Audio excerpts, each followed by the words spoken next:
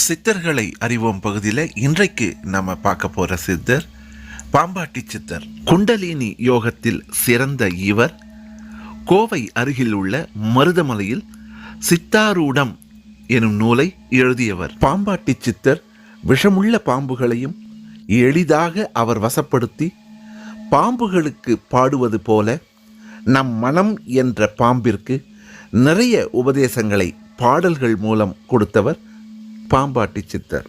என்னதான் புனித நீராடினாலும் செய்த பாவத்திற்கு தண்டனையை அனுபவித்தே தீர வேண்டும் என்று ஆணித்தனமாக கூறியவர் பாம்பாட்டி சித்தர். சித்தர் பிறந்த மாதம் கார்த்திகை, நட்சத்திரம் மிருகசீஷரம், வாழ்ந்த காலம் 123 வருடம், ஜீவசமாதி அடைந்த இடம் தென்காசி மாவட்டத்தின் சங்கரன் கோவில், உகந்த நாள் சனிக்கிழமை, உகந்த பூக்கள் அல்லி தாமரை, எழுதிய நூல்கள் சித்தாரூடம், சித்தர் பாடல்கள். சித்தர்கள் மீண்டும் தோன்றட்டும்.